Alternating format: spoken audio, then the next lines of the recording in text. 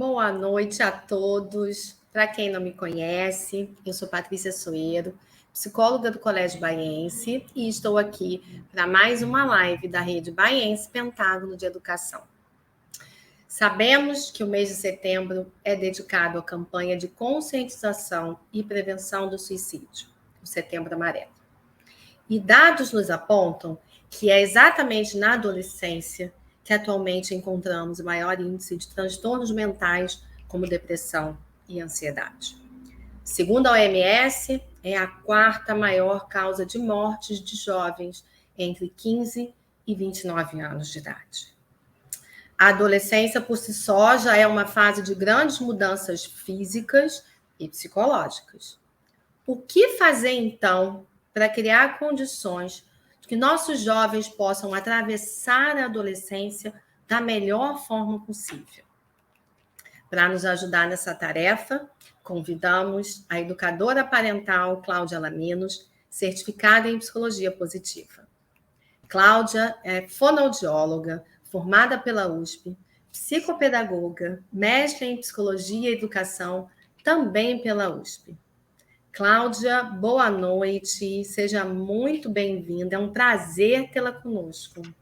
Ai, Patrícia, o prazer é todo meu, me senti muito honrada aí com o convite de vocês para falar de um tema que me é tão importante, que me é tão caro, né? É um amor que eu sinto pela adolescência e é de suma importância a gente abordar aí essas questões que causam tantas preocupações nesses pais, né? É muito difícil ter que pensar nesse tipo de coisa, quanto mais conversar sobre isso. Mas a conversa é realmente extremamente necessária, inclusive para a gente ajudar a prevenir isso dentro das nossas casas, né? Com então, estou aqui certeza. muito feliz em conversar com vocês. Ah, que bom, bacana. Cláudia, para que a gente possa ajudar esses jovens, né, qual seria o melhor caminho, né? Como que a gente pode identificar que esse jovem está passando por alguma dificuldade, além daquelas que são características da adolescência? Como a gente vai identificar isso para poder ajudar, né? O que a gente espera de um adolescente? Eu acho que essa é o grande X da questão. A gente precisa, antes de pensar se o meu filho tem um problema ou não, pensar quem é meu filho, né? Quais são as características da fase que ele está passando.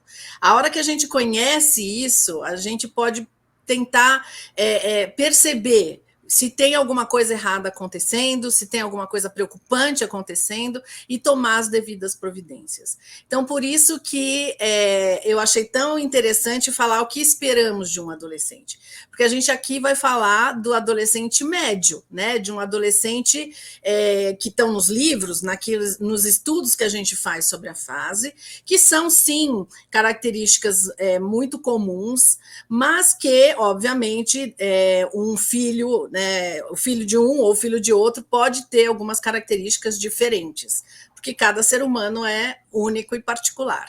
Mas, via de regra, um adolescente passa por situações e por questões das quais a gente vai falar aqui hoje, e para tentar munir os pais, né, desse conhecimento tão fundamental para lidar com as dificuldades que os filhos possam enfrentar. Bom, então vamos lá. O que esperamos de um adolescente, né? Eu vou começar falando um pouquinho de mim. Eu vou começar falando de uma pessoa, né? Eu sou Cláudia, eu tenho 55 anos, eu sou casada há 27 anos, sou mãe do Pedro, que tem 23 anos, e a gente já passou por todas as fases, né? Eu acho que a minha maior credencial, apesar de tudo que eu já estudei, de todos os cursos que eu fiz, as minhas certificações, a minha maior credencial é ser mãe de um homem de 23 e realmente ter levado a todas as fases da vida dele de uma maneira interessante, com problemas sim, com dificuldade sim, nada foi perfeito, nada foi sem retoques. Eu daria vários retoques hoje na minha educação, mas o que eu vejo é que essa é uma função que a gente aprende desempenhando. A gente aprende, além de estudar, porque eu estudo adolescência há 20 anos, né, além do estudo, a experiência faz uma extrema diferença. E é uma condição que a gente tem para lidar, estar aberto à experiência, estar aberto a cometer erros e levar isso, né? E se conscientizar disso e reconhecer isso, essa era a palavra. Reconhecer que errou e procurar um outro caminho. Então, gente, eu começo aqui falando, a partir de agora que vocês já me conhecem um pouquinho, eu começo falando da história do conceito da adolescência, para vocês verem que o conceito de adolescência é muito posterior ao conceito de infância e de adultez, né? O conceito de adolescência como uma fase específica do desenvolvimento que mereceu pesquisas científicas dela, se deu por volta de 1940. Né? Ou seja, a infância e a idade adulta são reconhecidas como fases do desenvolvimento humano há milhares de anos. Né? Então, a gente está aqui com uma diferença grande. Por quê? Né? A tendência é, né, olhar os adolescentes no início da adolescência como crianças, e os adolescentes do meio para o final da adolescência como adultos. Né? E foi só a partir da década de 1940 que começou a se perceber que a adolescência é sim uma fase. Antes da entrada na idade adulta, o ser humano passa por uma fase que realmente o que se percebe dessa fase, genericamente, já se percebia lá no meio, né, um pouco antes da metade do século XX, é uma fase em que a pessoa quer definir a sua identidade e ter alguma independência dos pais. Antes da guerra, um adolescente ter alguma independência dos pais realmente era quase que impensado. Né? Os adolescentes aprendiam o trabalho com os pais e eles só tinham alguma independência depois do casamento.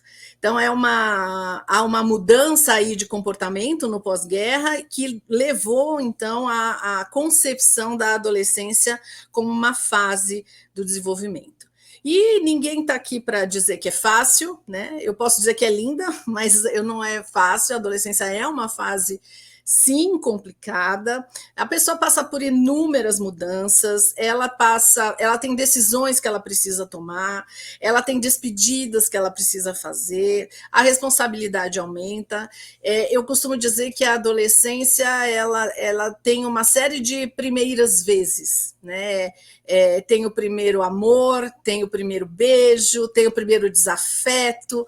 É uma fase extremamente rica, mas ainda assim, muitas vezes ela é extremamente amedrontante, tanto para os pais que acompanham esse jovem, quanto para o próprio adolescente. A gente tende a ver as dificuldades pelas quais nós, né, pais e mães, passamos, mas o que eu posso dizer, depois de tanto tempo de estudo, é que se a adolescência é difícil para nós, ela é ainda mais difícil para os adolescentes. E tem uma frase que eu uso bastante, que a gente não pode esquecer que a gente é o adulto da relação. A gente tem mais tempo de vida, tem mais repertório, e as dificuldades acabam ficando, né, mais palatáveis para nós. É mais fácil a gente aprender a lidar e ajudar os nossos filhos do que deixar que eles descubram sem a nossa presença. Eles precisam, sim, descobrir muitas coisas, mas eles precisam também do nosso olhar. Né? Então, a adolescência ela é um árduo trabalho para o adolescente. Né? Ele precisa descobrir quem é, ele precisa fazer suas escolhas e, talvez, acima de tudo, ele precisa elaborar a separação dos pais, a separação daquela dependência absoluta que tem a criança e que acredita, sim, na onipotência desses pais, né? Nós vamos falar um pouquinho mais sobre isso um pouquinho mais para frente, mas o quanto a adolescência muda a visão que o jovem tem dos pais em relação à visão que ele tinha na infância. E isso, às vezes, é muito doloroso para os pais, porque não compreendem este processo. E nós vamos tentar, então, falar dele um pouquinho mais para frente. Uma observação importante, que eu acho que é fundamental, pensando, inclusive, nos riscos que os nossos adolescentes correm, em tudo que a gente falou aí sobre o Setembro Amarelo. Atentem para a frase, né? São os adolescentes que buscam a separação dos pais, não é o contrário, né? Muitos pais abraçam aí a crença social de que adolescente é difícil, adolescente é rebelde, adolescente é chato, que é uma fase que tem que passar. Costumo brincar que a adolescência não é virose para a gente sentar e esperar passar, a adolescência é para ser vivida, ela é rica, ela tem uma função fundamental na vida dos nossos filhos, e abraçar essa ideia de que adolescente está pronto, que adolescente acha que sabe tudo, e então eu não preciso mais estar aqui. Então, eu costumo dizer, né, a gente está aqui na infância e o adolescente se afasta, mas a gente continua no mesmo lugar. Os pais continuam no mesmo lugar. O adolescente precisa saber a distância que ele precisa percorrer para voltar até nós. Se o adolescente se afasta e a gente se afasta também, a gente dobra a distância. E para o adolescente nos encontrar quando ele precisar, fica muito mais difícil, porque ele fica inseguro, porque ele não sabe se vai nos alcançar, porque ele não sabe se nós já lavamos as mãos, se ele precisa se considerar independente. Ou vice-versa também, se o adolescente se afasta e a gente vai atrás, a gente acaba dificultando aí o exercício da autonomia que eles precisam na adolescência. E tanto uma conduta dos pais quanto outra conduta dos pais realmente podem ser bastante prejudiciais e até perigosa, né? Dobrar a distância, se afastar tanto quanto o adolescente é visto quase como um abandono, né? E ir atrás do adolescente, não deixar que ele vivencie a autonomia que ele é capaz de vivenciar nessa fase, é visto quase como um sufocamento. Então, a gente precisa ter cuidado e não exercer aí nessas mudanças um papel que mais prejudica os filhos do que ajuda. Então, a gente precisa ficar de olho nisso, no nosso comportamento, né? A partir do nosso comportamento. Bom, vamos falar um pouquinho também, que é uma pergunta que me fazem com bastante frequência, que é sobre o início e o fim da adolescência. O início da adolescência tem um marco biológico. O início da adolescência acontece com a puberdade, que é uma palavra que às vezes se confunde com a palavra adolescente, mas as duas não são a mesma coisa.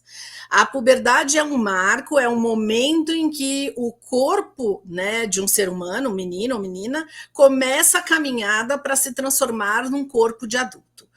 A puberdade é o início dessas mudanças e ela tem um período muito mais curto do que a adolescência em si. Então, o adolescente ele continua na adolescência mesmo depois que a puberdade termina, ou seja, ele está com o corpo completamente semelhante a de um adulto, ele tem capacidade, ele tem a aparência do corpo do adulto, ele tem capacidade reprodutiva, né? O que sobra, né, para se igualar, para ser um adulto, não está aqui fora, né? O que sobra para ser um adulto está lá dentro da nossa cabeça, que é o cérebro, e o cérebro continua o seu desenvolvimento até que a idade adulta chegue. Então, voltando aqui à puberdade, né? Então, a mudança hormonal provoca a puberdade. Então, começa um grande marco aí do início da puberdade é o cheiro nas axilas, quando você percebe que o seu bebê precisa usar desodorante. Fala, nossa, tá com um cheirinho forte. Então, é uma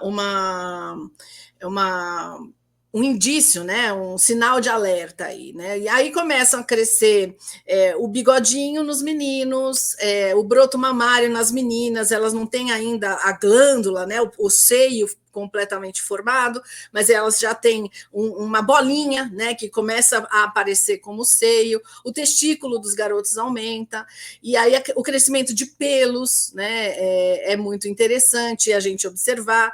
Então, assim, a puberdade, ela é física, né? A menina menstrua, a voz do menino começa a engrossar, o corpo, a conformação do corpo, o ombro alarga no garoto, a cintura fina na menina, e aí eles começam a ficar com jeito de moços e moças, né, com cara de moços e moças. E aí, como aconteceu aqui comigo, a mãe liga para a gente e ela fala...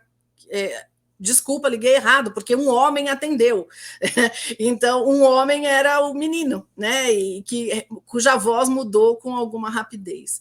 Então, essa mudança, essa puberdade é uma transformação física, né, do corpo infantil para o corpo de adulto. E todo mundo consegue enxergar essas mudanças. Todo mundo todo mundo enxerga, mas alguns fazem piadinhas, alguns fazem comentários constrangedores para os adolescentes, isso afasta, isso faz com que às vezes o adolescente se envergonhe das mudanças, se isole, né, com mais frequência, porque ele tem vergonha de aparecer, e é isso que a gente precisa evitar. A adolescência precisa ser vivida como natural, né, algo que acontece um dia após o outro. Outra coisa é a primeira menstruação das meninas, né? Tornar isso público de um jeito inescrupuloso, talvez seja uma palavra forte, mas é a que me vem agora, e isso pode ser muito ruim para a menina, faz ela se envergonhar do próprio desenvolvimento. Então, vamos permitir que eles tenham essa privacidade e esse controle de mudanças que eles não controlam. Se as mudanças no corpo são incontroláveis e a boca dos adultos também não, fica muito difícil para eles lidarem com isso tudo. Então, é uma fase, essa fase da puberdade, essas mudanças todas, eles crescem com muita rapidez. Não sei se vocês sabem, mas o corpo não cresce proporcionalmente tudo. Então, assim, os braços e pernas crescem antes do tronco e eles ficam com aquela aparência desengonçada, porque não está proporcional, depois o tronco cresce. Então, lidar com essas mudanças todas é muito difícil.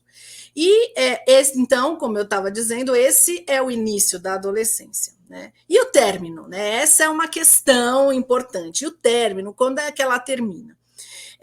Não é simples de se determinar como é o início dela, né? Na nossa sociedade ocidental, o que se diz é que a adolescência termina quando o jovem tem independência emocional e financeira dos pais, e isso pode demorar bastante, né? Dependendo da escolarização dessa família e de como a vida foi levada aí, né, a respeito do próprio desenvolvimento e da autonomia que o jovem vai adquirindo durante a adolescência. Mas há uma série de classificações mais determinantes, né? A OMS, por exemplo, a Organização Mundial da Saúde, nos fala que a adolescência vai dos 10 aos 19 anos. O nosso Estatuto da Criança e do Adolescente diz que a adolescência é dos 12 aos 18. Dependendo do motivo que a classificação é feita, por exemplo, a OMS, ela está preocupada em campanhas de vacinação, ela está preocupada com campanhas de prevenção à gravidez na adolescência, então ela dá um espaço maior. O nosso ECA está preocupado com cidadania e maioridade penal, né? Então ele acaba restringindo um pouco. Mas existe uma classificação que é menos específica, de tanto a tanto, que é a classificação que a neurociência propõe, que ela diz que a neurociência diz que a adolescência vai da puberdade, conforme a gente falou, até os 24 ou 25 anos, aproximadamente os 24 anos. E por que isso tudo, né? Meu Deus, com 24 anos, muita gente fala, já estava casada, já tinha responsabilidades, e é verdade, né? Os 24, 25 anos não são arbitrários, né? Os 24, 25 anos são o momento em que o cérebro termina o seu desenvolvimento. E o que a neurociência diz é que não se pode esperar um comportamento ou um raciocínio 100% adulto de alguém que ainda não tem o seu cérebro totalmente desenvolvido. Então, aguarda-se aí o término do desenvolvimento cerebral para considerar um ser humano adulto. É óbvio, gente, que isso é um processo. A gente não pode comparar um menino de 12 com um menino de 20. É incomparável em termos de evolução e, inclusive, de desenvolvimento cerebral. Comportamentos que são esperados para 12 jamais seriam para 20 e vice-versa. Então, não esperem que depois de fazer os 24 ou 25 anos, vire uma página. As páginas vão sendo gradativamente viradas durante este processo. Mas sim, né, isso a ciência já comprovou que realmente o cérebro humano ele só termina o desenvolvimento por volta dessa idade. E nós vamos falar um pouquinho mais sobre cérebro um pouquinho mais para frente. Agora, eu queria que passasse o próximo slide. Isso. Tem essa frase aí, essa citação, e há citações até mais antigas do que essa, que diz assim, é uma frase de Sócrates, né? Os jovens de hoje gostam de luxo, são mal comportados, desprezam a autoridade, não têm respeito pelos mais velhos e passam o tempo todo a falar em vez de trabalhar. Contradizem os pais, apresentam-se em sociedade com efeitos estranhos, apressam-se em ir para a mesa e comem guloseimas, cruzam as pernas e tiranizam os mestres. Ele escreveu isso, né, há muitos e muitos anos. E a sensação que dá é que alguém poderia ter escrito algo muito semelhante hoje. Só para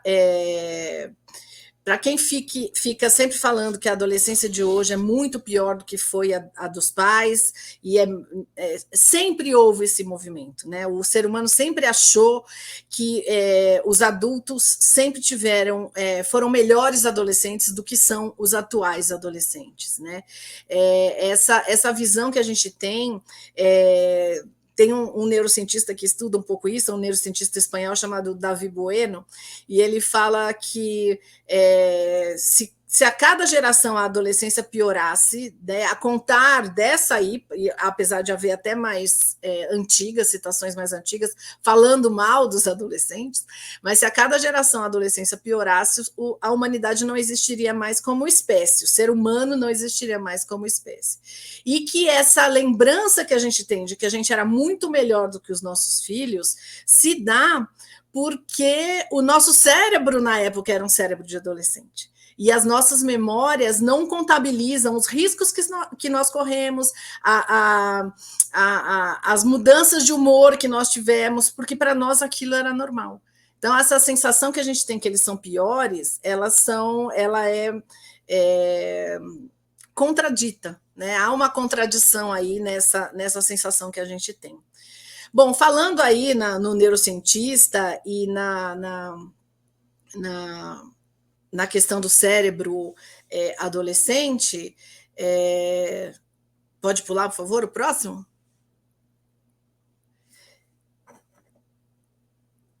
Isso, esse aí. Nós vamos agora falar um pouquinho e rapidamente sobre o cérebro adolescente, que é um universo em si, né? Mas vamos abordar um pouquinho aqui. Primeira coisa, existe um mito grande de falar que adolescente se comporta desse ou daquele jeito porque ele está cheio de hormônios, inundado de hormônios e tudo mais. Na verdade, como a gente viu lá na puberdade, os hormônios, eles dão o pontapé inicial da adolescência, eles provocam aí a puberdade, né? É a partir deles que a puberdade faz o seu processo. Mas o fato do comportamento do adolescente em si não é determinado pelos hormônios, isso é um mito. Né? O comportamento do adolescente em si se dá pelas mudanças cerebrais. Né? O grande responsável por essas mudanças de comportamento são decorrentes do cérebro do adolescente. Então, como eu já disse, né, as mudanças físicas são visíveis, a gente olha e enxerga que está mudado, mas as cerebrais não são. E elas demoram muito mais para terminar de acontecer. E, às vezes, a gente quer dos adolescentes mais do que eles são capazes de dar. Essa é uma questão importante, porque essa é uma queixa. E esse é um dos motivos de vários adolescentes dizer que não se sentem amados pelos pais. Que os pais querem muito, que os pais querem tudo, que os pais querem do jeito deles. E muitas vezes, ao conversar com esses jovens, a gente percebe que é realmente uma impossibilidade que eles têm de fazer coisas que os pais solicitam. É óbvio que tem coisas que a gente precisa solicitar, sim. É óbvio que algumas características do adolescente precisam ser educadas e precisam ser... a gente precisa solicitar ao adolescente uma conversa mais importante e mais delicada para a gente intervir e educar esse adolescente. A gente não finalizou a educação dos filhos antes da adolescência terminar, mas algumas vezes há realmente um exagero, porque eles parecem homens e mulheres, e a gente acha que precisam ser, só que o cérebro não corresponde a isso, né? Então, quais são essas mudanças importantes no cérebro? Né? Então, o cérebro humano ele nasce muito imaturo, um recém-nascido consegue fazer quase nada, né? E ele vai se desenvolvendo em alguns momentos rapidamente, em outros momentos parece que ele estabiliza um pouco para depois dar outro salto, né? E o cérebro humano ele cresce, então, de baixo para cima, né, e de trás para frente. Então, se a gente fizer a diagonal aí, de baixo para cima, de trás para frente, a última parte do cérebro que vai se desenvolver é aqui, essa que está atrás da nossa testa, e que se chama córtex pré-frontal. Aliás, eu preciso abrir um parênteses aqui, que na época que eu comecei a falar de adolescência, o córtex pré-frontal ele era um ilustre desconhecido das pessoas. Quando a gente falava de córtex pré-frontal, realmente as pessoas se surpreendiam. E hoje o córtex pré-frontal está, como se diz, na boca do povo. Né? É interessante ver o espalhar desse conhecimento. Né? E o que faz aí o córtex pré-frontal que é tão importante? Né? O córtex pré-frontal ele é a parte mais importante, mais sofisticada do nosso... Vamos começar tudo de novo. Eu engasguei aqui. O córtex pré-frontal é a parte mais sofisticada do nosso cérebro, né? E ele tem funções. Alguns neurocientistas dizem que o pré-frontal é o que nos torna humanos. Ele tem inúmeras funções, muito, como eu disse, sofisticadas, e entre elas estão planejamento, né? Então, como é que eu me planejo? Quando eu faço um planejamento de uma viagem, de uma receita que eu vou fazer, eu ver lá se eu tenho todos os ingredientes, qualquer tipo de planejamento, eu estou usando o córtex pré-frontal. Né? Elaboração de metas para esse ano, sabe aquela resolução de começo de ano? Então, quando eu vou elaborar metas, do meu trabalho, quais são as minhas metas para esse semestre, isso tudo requer a atuação do pré-frontal. Tomada de decisão, deixa esse emprego, não deixo, caso, não caso. Essas decisões importantes são, sim, tomadas com a participação e a partir da atuação do córtex pré-frontal. Antecipação de consequências, coisas do tipo, bom, se eu fizer isso eu vou me dar mal, é melhor eu parar de falar porque essa pessoa pode me prejudicar se eu continuar falando, isso eu só falo na minha intimidade, com pessoas muito próximas. Esse tipo de antecipação de consequências também é parte da atuação do córtex pré-frontal. Isso tudo, né, não fazer algo que eu sei que pode me prejudicar, de parar de fazer algo porque eu entendo que se eu permanecer, eu vou me prejudicar, do tipo, eu vou numa festa que tem bebida à vontade.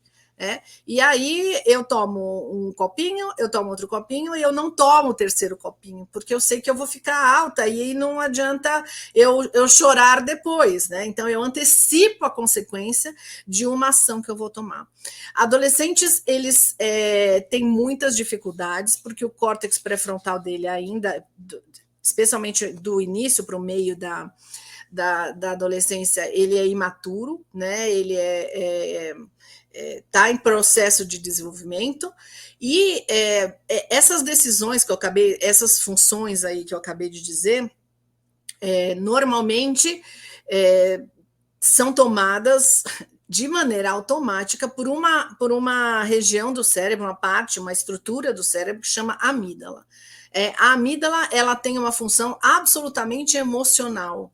Ela faz parte de uma parte do cérebro que se chama cérebro reptiliano. Esse cérebro, como o nome diz, até os répteis têm, né? E as decisões de adolescentes, quando elas são solicitadas de maneira rápida, elas são tomadas assim como os jacarés tomam as suas decisões. Normalmente as decisões são de luta, fuga ou paralisia, né? Então, então eu estou numa festa que tem bebida e eu tenho medo de ficar bêbado, ou eu nunca experimentei, então eu paraliso.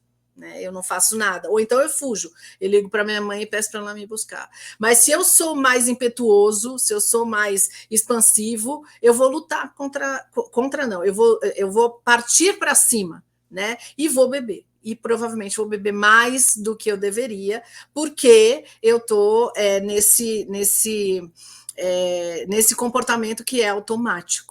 Que é como eu já disse, como os jacarés tomam as suas decisões. Então, o controle inibitório, que é esse parar, parar de fazer o que está fazendo, esse pensar antes de fazer, ele ainda é muito difícil para o adolescente no automático.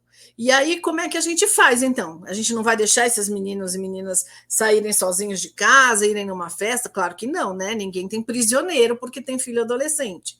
Existe um meio aí de minimizar essa dificuldade que a falta do pré-frontal 100% desenvolvido traz para a vida de um adolescente, ou pode trazer para a vida do adolescente, que a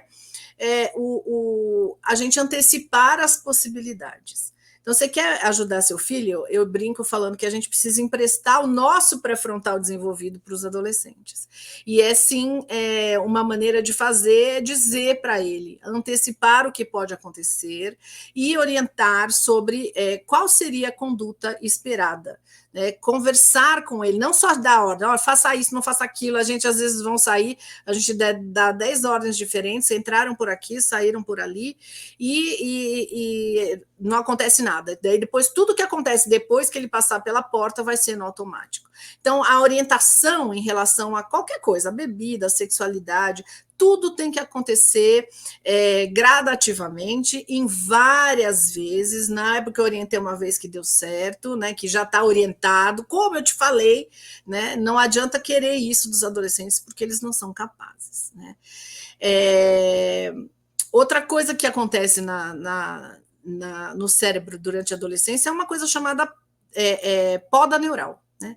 Que é o quê? O nome diz, poda, né? Igual a gente faz com as plantas, a gente corta. Né? A criança vai formando milhões, bilhões de ligações entre os seus neurônios, muitas delas não são utilizadas por aquele indivíduo, né? E aí chega na adolescência e o cérebro faz uma certa faxina, assim, ele vai tirando tudo que não foi utilizado para o cérebro ficar mais leve e mais rápido. Isso é normal, é importante que aconteça por conta do tipo de raciocínio que o adolescente tem. Só que junto com essas ligações aí que não estão sendo utilizadas, o cérebro adolescente leva na poda neural cerca de 1/3 dos receptores de dopamina. E esses receptores, a dopamina é um hormônio da motivação e da alegria, se diz, né? Que dá aquela sensação de quando você recebe uma notícia que você estava esperando muito, uma boa notícia, é aquela sensação. Quando você tem aquela sensação, aquela alegria que vem, né, do fundo, você está com o seu cérebro com muita dopamina.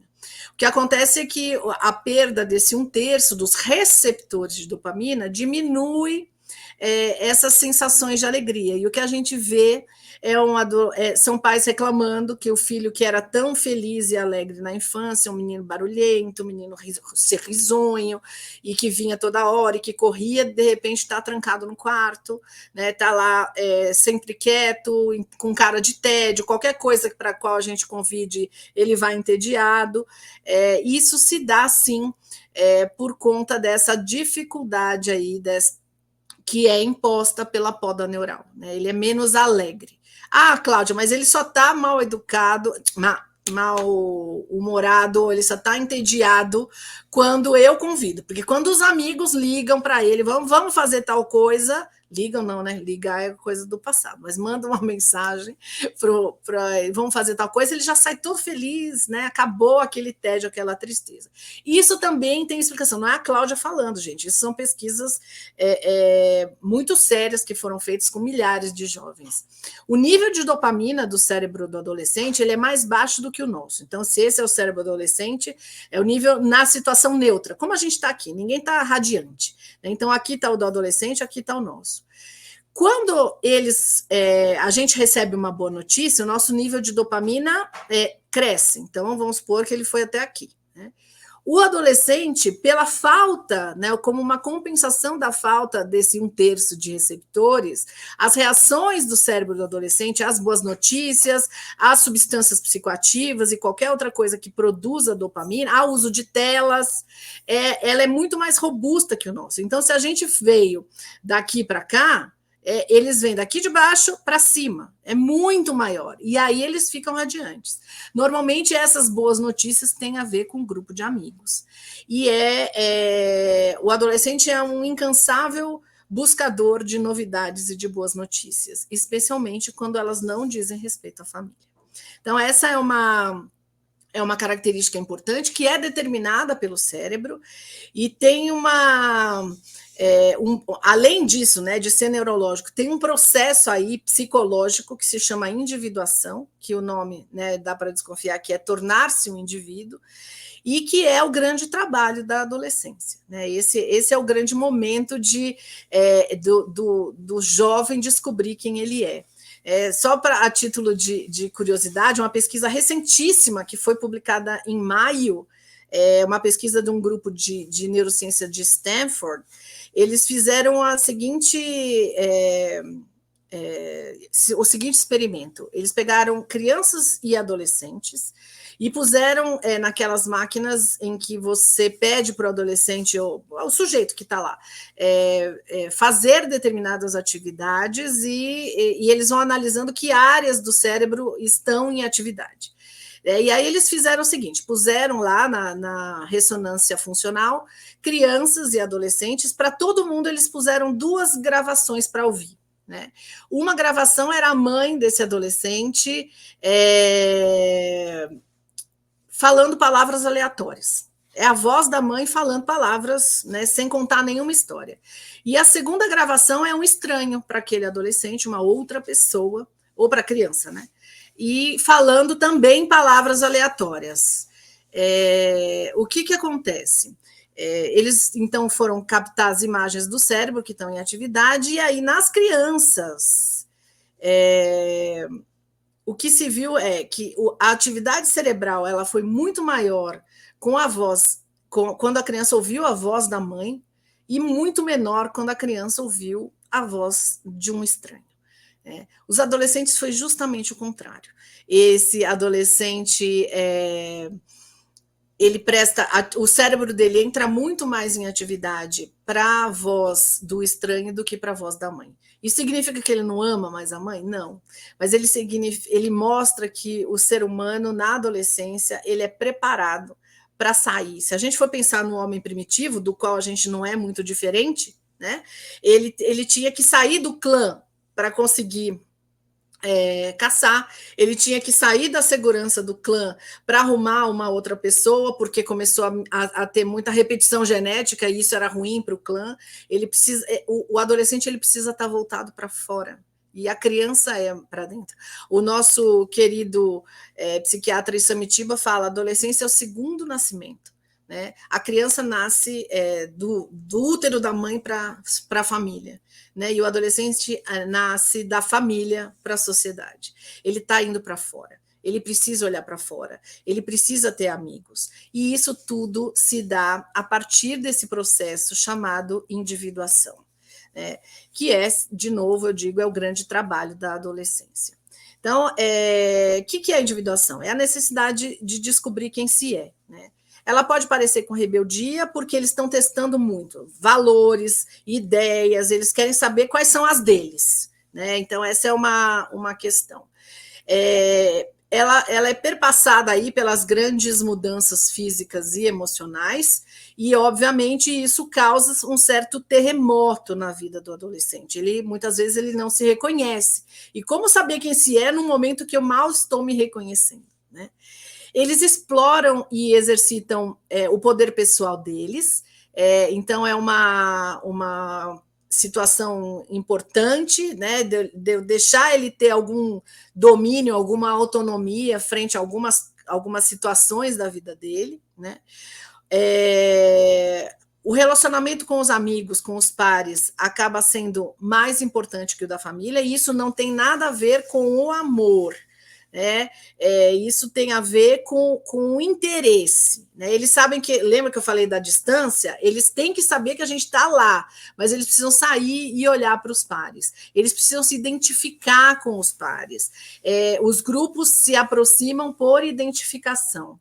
E é uma possibilidade única na vida pertencer a um grupo quando se é adolescente. Então, é uma... Só um instantinho. Desculpem. É uma possibilidade única de pertencer a um grupo na adolescência, e a gente precisa entender que não ficar manifestando grave ciúme, como é muito comum de acontecer. Né? Não vou dizer que eu escapei disso, né? Que não senti ciúme, mas pelo menos tentei não demonstrar. Quando os amigos começam a ficar muito mais importantes, a gente fala: opa, cadê eu? Né? Cadê eu nessa história aí? Então é importante isso. Né? Os pais às vezes se tornam um constrangimento, é aquela história da cena do filme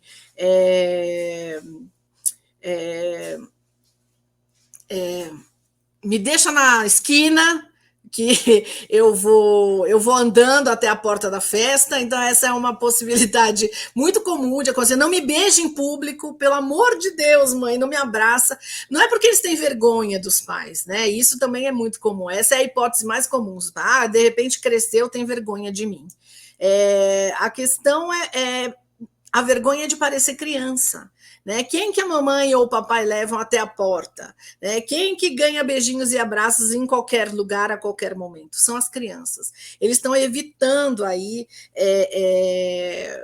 qualquer semelhança aí com a infância. Né? Eles se consideram onipotentes, eles acham que sabem tudo, né? E tem uma grande necessidade aí de privacidade em relação aos pais. E é importante que a gente saiba que eles vão ter segredos com os amigos, que eles vão ter coisas que eles não vão conseguir, não vão querer, e algumas eles não vão conseguir mesmo dividir conosco. É importante respeitar, né? Não dá para ser realmente omisso, né? É importante que a gente conheça o filho, olhe no olho do filho, a gente entende como é que ele se comporta, mas é importante saber que alguns segredos são dele e que algumas questões aí da vida são dele. Né?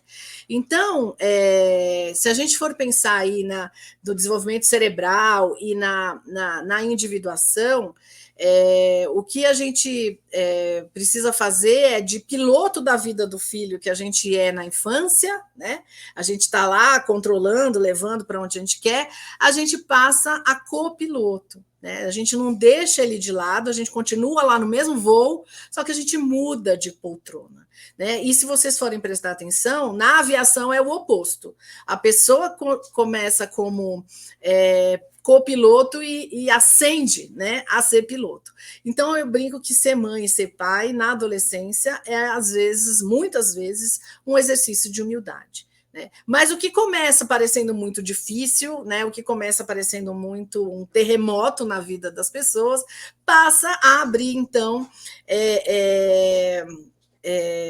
oportunidades, né, e para outro tipo de relacionamento. São outras possibilidades, e eu posso dizer que chega no final da adolescência, se a gente levou a termo um desenvolvimento respeitoso, e respeito é sempre uma via de mão dupla, né? Não é só a gente que respeita o filho, e não é só o filho que nos respeita, mas se a gente levou a termo esse período de uma maneira respeitosa, a gente tem lindas possibilidades de relacionamento com eles. Né? Então, na adolescência, a partir dessas dificuldades que a gente enfrenta, que a gente tem que ser apresentado aí para o filho real. Porque desde que a gente pense em ter um filho, e isso pode ser um filho biológico, adotivo, sempre que a gente sonha com um filho, a gente deposita nele expectativas. E isso sim é muito importante, não é errado. Né? Só que chega na adolescência, a gente tem um encontro marcado aí com esse filho real. Então, o filho que eu sonhei que ia comer bem gosta de bugiganga. O filho que eu sonhei que ia ser intelectual gosta de esporte. Né? Não é matemático assim, mas é quase isso. Né? O que a gente vê é que muitas vezes, e muitas mesmo, a expectativa da gente é, de alguma forma, frustrada. Né? E sim, então, uma dupla frustração, né? Porque a gente se frustra porque o filho não quer mais ficar muito perto da gente, a gente está triste porque ele não quer, e a gente está triste porque ele não faz, ele não ocupa exatamente o lugar que eu dei para ele, que eu acho que é a melhor possibilidade que eu podia dar, mas existe aí a dupla frustração, porque existe aí uma frustração do filho em relação a nós. Como eu já disse no início da nossa conversa, a gente, como pais na infância, a gente é meio herói, né? A gente é meio sabe tudo, a gente é meio poderoso demais. E na adolescência eles dão de cara com os pais reais também, né? Não são só eles que apresentam-se na realidade. E no início eles se sentem meio traídos por essa nossa humanidade. Então a gente deixa de ser herói para ser humano. E o humano tem defeito, o humano tem fraqueza, o humano tem dúvida, o humano erra. Né?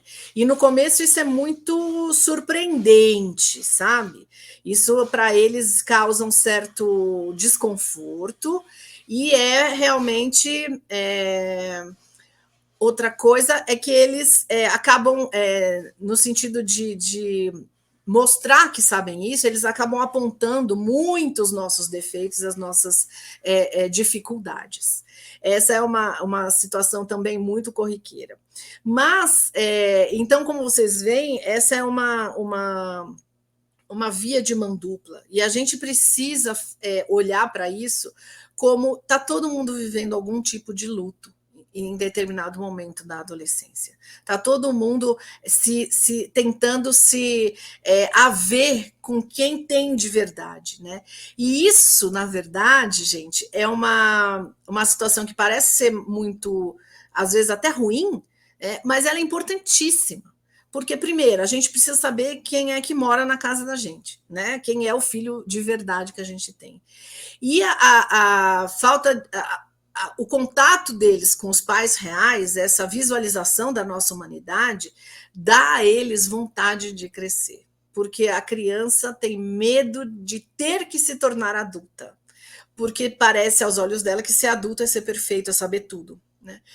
O adolescente, depois dessa situação inicial, ele fala, ufa, eu posso crescer. Ufa, eu posso continuar errando, mesmo sendo adulto, porque adultos também erram. E isso faz com que ele olhe para o fim aí do desenvolvimento na adolescência de um modo, às vezes, até ansioso. Ele quer trabalhar, ele quer ser independente, ele quer morar sozinho, né? Tem gente que escreve, meu filho tem 18 anos, ou então tem 17, melhor dizendo. Ele tem 17, ele diz que o ano que vem, quando ele fizer 18, ele quer morar sozinho. Esse olhar que às vezes desespera, ele é muito positivo. Há uma beleza importante aí nesse olhar, né? Bom, isso tudo para dizer o que se espera de um adolescente via de regra. Esse aqui, o que eu falei, é o que se pode esperar de um adolescente, né? Só que esses adolescentes que a gente tem hoje, né, esses adolescentes que estão nas nossas casas hoje, eles são adolescentes que viveram algo que nós nunca vivemos na nossa adolescência, que foi a pandemia. Né? Então, nesse processo todo de perdas, de ganhos, de vitórias, de tristezas, de falta de dopamina, de um monte de córtex pré-frontal desenvolvendo, de tudo, a gente tem que pôr aí na conta dessa geração uma pandemia. Uma pandemia que solapou várias partes do desenvolvimento desses adolescentes. No momento que eles mais eles estavam saindo de casa, que eles mais queriam olhar para fora, o que aconteceu? Eles tiveram que voltar mais intensamente do que a vida da criança era antes. Eles ficaram mais em casa do que ficavam quando eram crianças. Essa é uma dificuldade grande. Eles não frequentaram a escola, eles não conviveram fisicamente com os amigos, né? Então as relações fora de casa, que são um alvo do adolescente, lembra lá da pesquisa de Stanford, realmente foi impedida de acontecer. Né? Foi muito difícil para eles viverem isso. Alguns tiveram seu desenvolvimento prejudicado, alguns parecem estar atrasados em relação à idade que têm hoje, especialmente os que adolesceram durante a pandemia, né? A turminha que tinha 10, 11, 12 anos no início da pandemia tem enfrentado, sim, algumas dificuldades. Todas as relações sociais, com exceção da família nuclear, foram mediadas pela tecnologia, e isso fez um boom aí na questão da dependência da tecnologia, do abuso, porque todo mundo largou mão, né? A gente teve que deixar de acontecer aí esse controle maior do uso da tecnologia, e a tecnologia é um dos grandes... a tecnologia faz com que o cérebro produza dopamina, lhe dá a sensação, muitas vezes, de uma substância psicoativa.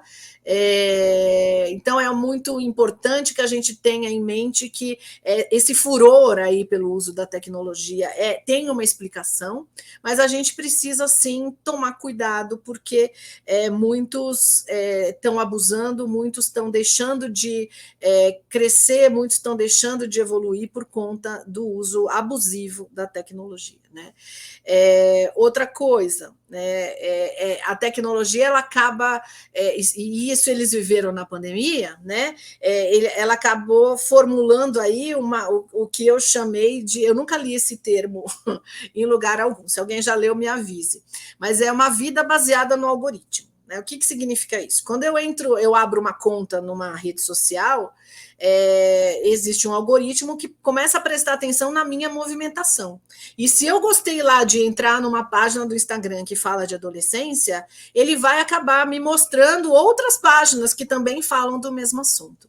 Isso causou uma restrição grande no que esses jovens viram, porque eles ficaram pensando, né, e vendo e sendo bombardeados só com o que eles gostavam de ver.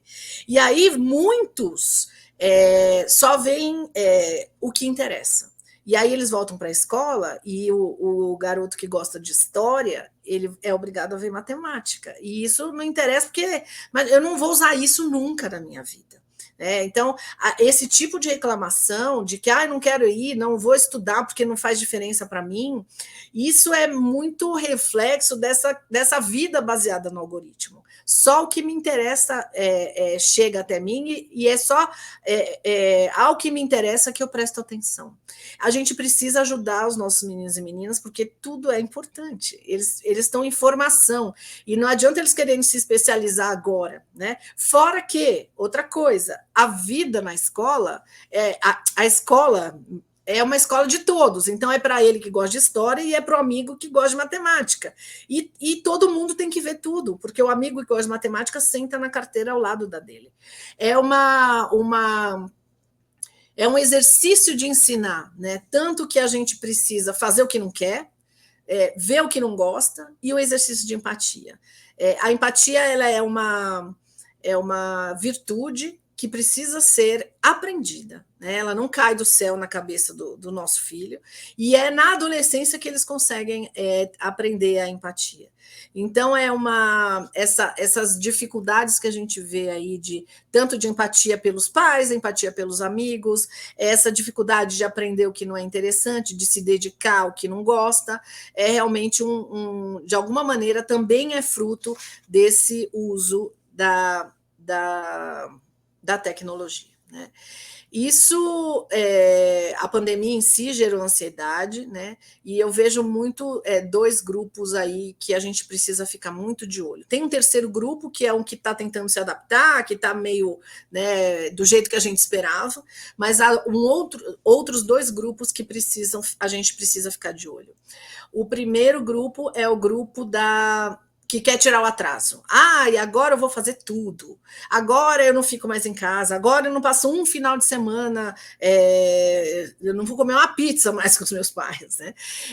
E o outro que não quer sair, porque não gosta de se expor, né? Não gosta de contato, porque desaprendeu, porque tem dificuldade de aparecer de um outro jeito, que agora é adolescente, né? Então, alguns têm muito medo de rejeição por conta da aparência modificada e acabam tendo dificuldade até de tirar máscara, né? A gente acompanha alguns casos em algumas escolas que o adolescente não queria tirar a máscara, adolescentes com ansiedade que chegavam até a porta da escola e não conseguiam descer do carro dos pais. Essa pandemia fez com que a gente precisasse repensar muito sobre o que é adolescência e como abordar o adolescente. Outras coisas que a gente viu, bons alunos começaram a tirar notas ruins, deixaram de se preocupar com o estudo, ou se sentem muito culpados por essas notas ruins, né?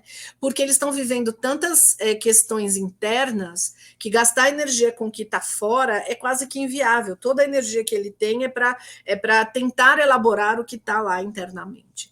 E isso faz, sim, com que a gente precise ficar de olho, isso faz, sim, mudanças importantes em sono, na alimentação, no rendimento escolar, no contato com os amigos. Com a gente já sabe que é normal que ele vai reduzir o contato, né? Mas reduzir contato com os amigos, querer parar coisas que davam muito prazer para ele, o garoto que amava jogar futebol, né? A menina que amava maquiagem ou qualquer outra coisa, amava nadar, e de repente ela quer parar, né?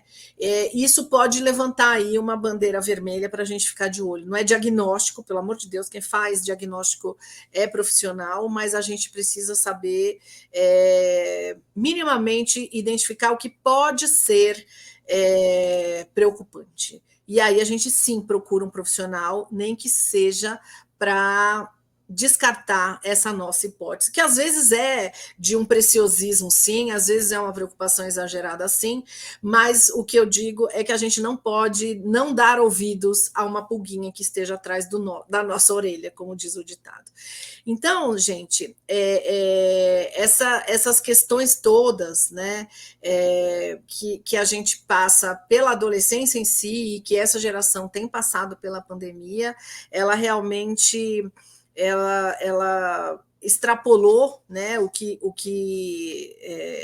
muitos adolescentes são capazes de suportar, e a gente precisa sim ajudá-los, e a gente precisa ficar de olho neles, a gente precisa acolhê-los, e uma coisa muito, muito importante, a gente precisa passar recados inúmeros e diversas vezes, de que eles, sempre que se sentirem muito tristes, desconfortáveis, que eles nos procurem, que a gente vai estar sempre aberto, que a gente vai respeitar a fala, não pode minimizar sofrimento, isso não é nada, nossa, na minha época era muito pior. Isso a gente não faz, porque a gente não sabe o que está lá dentro. Né? A gente não tem como medir aí a dor, a gente não tem como medir o que passa pela cabeça, e outra coisa, né? Frases como, não vale a pena viver, não aguento mais minha vida, se elas começam a aparecer, a gente não pode fingir que não ouviu. A gente sempre tem que levar um profissional. Sempre, né? Para não haver confusões aí que podem custar uma vida. Então, a gente precisa, sim, estar de olho nesses meninos e meninas que a gente ama e que a gente quer o melhor para o futuro. Bom, gente, estou chegando quase no final da nossa fala, né? E se a gente conseguir entender a adolescência, diferenciar mau comportamento de comportamento esperado, se a gente pode compreender com mais facilidade as atitudes que os adolescentes tomam, desculpem, a gente pode melhorar a vida da família inteira, não só deles, né? E não é chamando adolescente de aborrecente que a gente vai conseguir alguma coisa, né? O sociólogo polonês Bauman, ele diz que a gente vive numa sociedade líquida, né? Que muito pouca coisa está escrita na pedra, né? E se para nós adultos muito pouca coisa está escrita na pedra, para eles ainda ainda mais, né? É mais fluido ainda, né? E o que resta a gente fazer, né? Olhar para o nosso filho com interesses em nos conectar com ele. Existe uma frase da disciplina positiva que eu gosto muito, que fala que você não influencia um adolescente se não estiver conectado com ele. Quer ter influência com seu filho? Quer ter influência com seu aluno? Conecte-se com ele, interesse-se pelos interesses dele. Ele vê manga, ele vê anime, ele joga videogame, ela gosta de funk, não sei. Né? Qualquer coisa que, se você não gostar, abra mão do seu gosto em determinado momento para que você possa demonstrar esse interesse. Escute para ouvir, escute com interesse, escute sem querer responder, né? E eu brinco que pai e mãe normalmente é muito educativo, né? Tudo que o filho faz, a gente quer tirar uma lição e quer educar. Às vezes a gente tem que só ser ouvinte. Ouça, dê risada, brinque e só. Né? A gente precisa buscar conexão com esses meninos. A gente precisa se interessar pelos interesses. A gente precisa pedir opinião. Às vezes perguntar, eu vou com a blusa preta ou a cinza? Basta para você fazer um bom dia para um adolescente, porque ele se sentiu valorizado. Né? E a gente não pode esquecer, né, que dessa conexão saem muitas coisas boas e que eles também podem nos ensinar muitas coisas. Então, assim, palavra de uma apaixonada pela adolescência, que fez disso a sua vida profissional. Minha vida é a adolescência e as famílias com adolescentes, que eles podem muito mais do que a gente pensa, mas que eles ainda são adolescentes. E eu termino aqui minha fala, agradeço muito a atenção de todo mundo, espero que tenha sido proveitoso aí para a comunidade escolar. Com certeza, sim, é maravilhoso escutar alguém tão apaixonado pelo que faz, né? E adolescência é apaixonante mesmo, Cláudia, eu posso dizer com propriedade, sou apaixonada por essa fase, sou apaixonada pela adolescência, pelos adolescentes. E é sempre muito bom ouvir uma pessoa, né, com essa mesma vibração, com essa mesma vontade de ajudar, né, e de acolher essa fase que é tão difícil, né? Já escutei mães falando para mim assim, eu fui dormir, eu tinha uma criança em casa, né? E aí no outro dia eu acordei, parece que veio um ser extraterrestre, abduziu o meu filho, levou e trouxe outro que eu não reconheço, né? Porque é completamente diferente, começa a seguir outros caminhos, já não gosta de me acompanhar, não gosta de fazer aquilo que gostava tanto comigo e passa a preferir realmente estar com os amigos, né?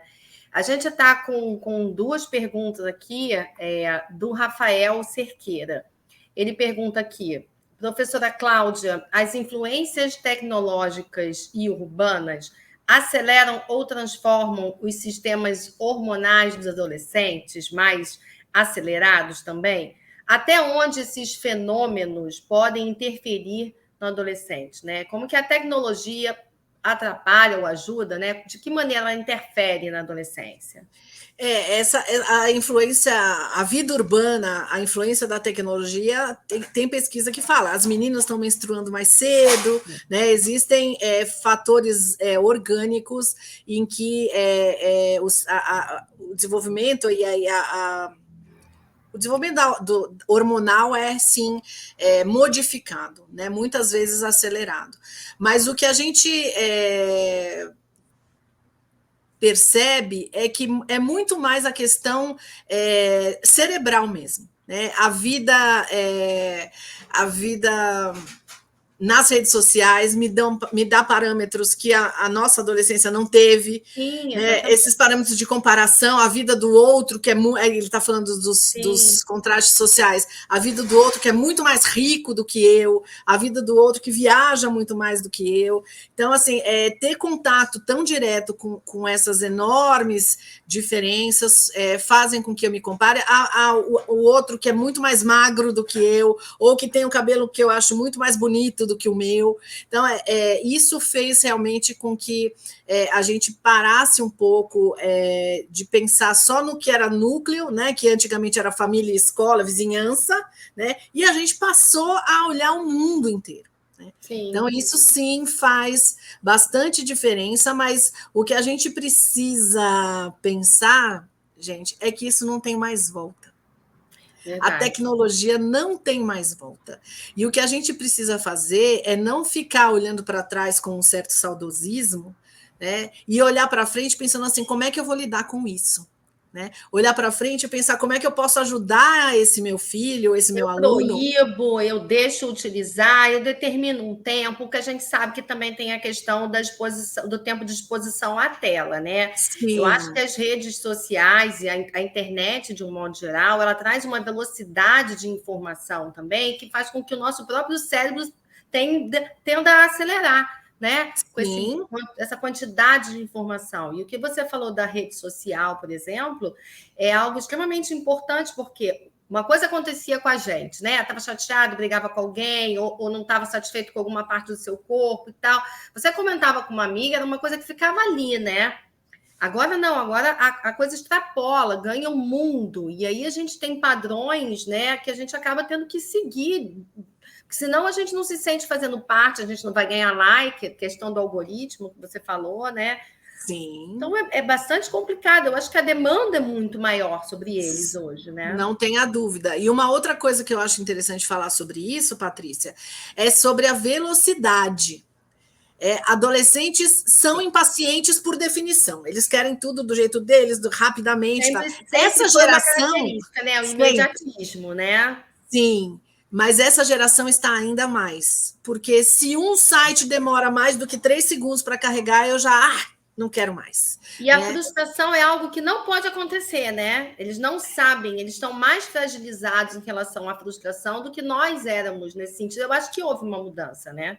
Acho que sim. Eu nunca li pesquisa, mas nesses 20 anos aí de caminhada a gente observa, na adolescência, eu observo no meu dia a dia, né, as dificuldades com as frustrações, as ameaças que eles fazem, porque se eles não forem em tal lugar, eles vão perder todos os amigos, esses nãos que muitas vezes precisam ser falados, não têm sido falados muitas vezes. Verdade. Por conta do medo que os pais têm de frustrar os filhos, porque eles não sabem lidar. A gente precisa... Eu estou vendo que tem garotada aí assistindo também. Pessoal, a gente precisa... a gente vai ouvir vários nãos na vida. Os dos pais são só os primeiros. E eles são extremamente educativos, né? Se a gente parar para pensar, porque é o não agora que vai evitar um não mais adiante, uma frustração maior, um sofrimento maior lá na frente, né? Exatamente. Exatamente. Eu tenho um filtro que eu uso muito lá no meu Instagram, que fala, que autoriza os pais, falando assim: olha, se põe em risco saúde e segurança, a sua resposta tem que ser não. Porque senão você está sendo negligente com o seu filho. Então, banque o não. É importante bancar o não se há risco de saúde e segurança. Ou que põe os valores da família em risco. Mas o resto a gente pode negociar sim. A gente não precisa mandar tudo, mas a gente não precisa deixar tudo. Aliás, a vida é totalmente assim, né? Todas as áreas da nossa vida são assim. Ninguém manda tudo e ninguém abaixa a cabeça para tudo. Com certeza. Mas escutar você falando sobre as características da adolescência faz com que a gente possa organizar esse conhecimento, que muitas das vezes a gente, enquanto mãe, enquanto pai, tem essa percepção, mas cai tudo na conta da aborrecência, né? A gente tende a cair nesse lado mesmo, né? Uhum. De taxar como um problema e não conseguir ouvir de fato o que está acontecendo com o nosso filho. E Exatamente. perceber que existe uma coisa que é natural, que pode acontecer com qualquer adolescente de uma maneira geral, claro, salvo as exceções, a gente sabe que isso é o padrão, é o que está na média, mas existem coisas que fogem disso, você sinalizou muito bem. Mas identificando o que a gente espera desse adolescente e percebendo o quanto ele está, em alguns momentos, se distanciando daquilo que é esperado, isso, né, acende um sinal de Acende uma alerta. luzinha, né? E aí a gente tem que estar muito atento. E se a gente não tem essa conexão com o nosso filho, como que a gente vai detectar? Não vai perceber, Né? vai passar Aí você batido. vai perceber lá na ponta, onde a gente vê casos de que adolescentes que escrevem cartas falando sobre essa ideação suicida, né? Adolescentes que mudam radicalmente seu comportamento e começam a perder o interesse pelas coisas, ficam cada vez mais restritos ao quarto, que se escondem cada vez mais, né? A gente vê muito isso, assim, o adolescente, um calor danado, ele de casaco, né? Encapotado até o pescoço, tentando esconder alguma coisa que está incomodando, né? A gente vê muitos casos de adolescentes que se cortam, que se machucam, né? Como uma forma de tentar dar uma aplacada nessa energia, né? Nessa dor, né? Uma forma de diminuir esse sofrimento, mas que na verdade gera outros. Sim, muito, muito importante. Realmente, eles dependem ainda do nosso olhar. Adolescente não pode ficar sem o olhar dos adultos que cuidam dele. A gente não pode perder isso. Não é aborrecência, né? A Não. adolescência pede. E está pedindo socorro, né, Patrícia? Muito, Muitos estão pedindo socorro. muito. E aí é uma pena, assim, acho que é importante esse momento da gente aqui hoje, ajudando aos pais, né? Porque a gente precisa, de fato, que pais e filhos se conectem e que a gente possa ajudar cada vez mais esses jovens, né, passar por essa fase tão delicada, que é a Isso mesmo. adolescência. Né? Perfeito. Muito bom mesmo. Cláudia, queria te Oi. agradecer, né? Eu acho que a gente conseguiu atingir aqui o nosso objetivo. Quero saber assim, se você gostaria de complementar alguma coisa, gostaria de deixar uma mensagem final aí para a gente. Ai, olha, eu acho que eu quero fazer um convite aí aos pais que estão nos ouvindo e aos filhos também, né? Que a gente, o amor é a base do nosso relacionamento. Por mais que a gente esteja em dificuldades, por mais que a gente esteja passando raiva, né? Porque todo mundo passa, por mais que a gente esteja bravo, filhos e pais, a gente não pode perder de vista que o que nos junta é o amor. E é realmente muito difícil às vezes, parece que a gente está cego para isso. Então tem mães e pais que vêm dizendo que não se sentem amados, e tem adolescentes que vêm dizendo que não se sentem amados, e o que está faltando é um reencontro. Né? Então vamos olhar uns para os outros, né? Como famílias, a gente precisa do olhar do outro. E o adolescente também pode olhar para os seus pais e entender o que eles estão dando o melhor. Né, o melhor que eles podem. E se não é o melhor, esse melhor que eles podem não está suficiente para o adolescente, que a gente possa sentar e conversar. E não realmente sair brigando ou tentar se isolar e falar, não converso mais. Então conversem muito, né, o máximo que der. e desfrutem aí do amor uns dos outros. Acho que essa é a grande questão. E agradeço muito aí o convite, coloco o meu Instagram à disposição, tem muito conteúdo sobre adolescência lá, todo final de semana eu abro caixinhas e respondo dúvidas de pais e mães, estou lá à disposição da comunidade do Baiense do Pentágono. Ai, Cláudia, muito obrigada. Falo aqui não só como psicóloga que trabalha com adolescência já há muitos anos, né? Assim, é o minha clientela principal, não só na escola, mas também no meu consultório particular. Mas falo também como mãe de uma menina de 12 anos que está nesse movimento aí, né? De querer curtir tudo que não podia até então. E aí colocar em prática tudo que eu sei, mas atravessado pelo amor de mãe. Também é uma coisa bastante delicada, né? É um desafio, sim. É um desafio grande, mas fico feliz de ter podido escutá-la, me ajudou mais ainda enquanto psicóloga, enquanto mãe. E é isso, gente. Eu Muito agradeço obrigada, a presença de todos, da Cláudia em especial. Foi incrível poder escutar tanta informação importante para nos ajudar a ajudar cada vez mais nossos adolescentes. Eu espero que tenha sido bom para vocês também. Muito obrigada pela participação. Um beijo grande. Até a próxima oportunidade. Obrigada. Tchau, tchau. Tchau.